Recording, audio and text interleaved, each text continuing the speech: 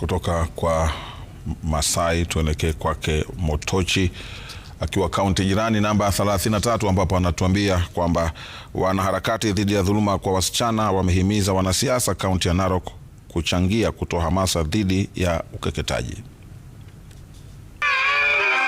Wakizungumza katika sherehe za kimataifa kupiga vita dhidi ya ukeketaji eneo la Narok Magharibi katika shule ya msingi ya Naikara Boarding Comprehensive Primary School,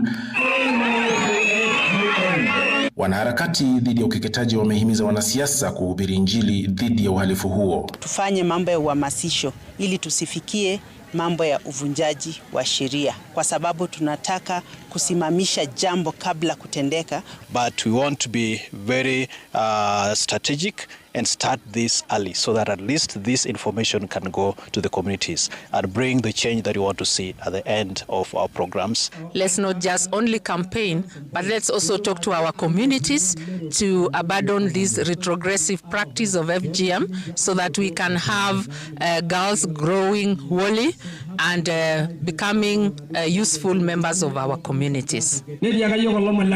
Kadhalika wamehimiza wanasiasa kuiga mfano wa Agnes Parillo ambaye ni mbunge wa Narok Kaskazini aliyewahi hudumu kama mwenyekiti wa bodi ya kitaifa dhidi ya ukeketaji kuwa mfano bora aliyowabwaga wapinzani katika uchaguzi wa mwaka 2022 licha ya kupiga vita ukeketaji.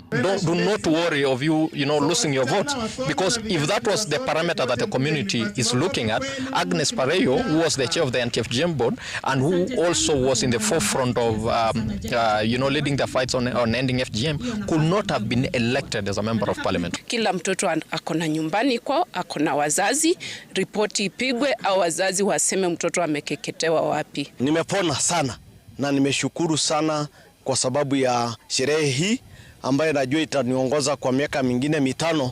Tutakuwa tumepunguza katika kiwango kikubwa menace ambayo tunaita ukeketaji. FGM inaweza kutuzuia ndoto zetu. Pale darasani wakati umefanywa ukeketaji, unazuia ndoto zako bila kufanya mapema, kwa sababu wazazi pale nyumbani wanafikiria ya kwamba umetosha kuwa wa ndoa. Hapo unaanza kulose opportunity ya kuendelesha na masomo yako.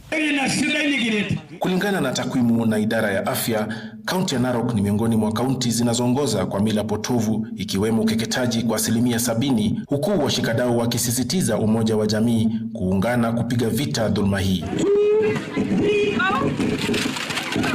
Ruben Motochi, runinga ya Citizen. Tuelekee kaunti namba 12 ambapo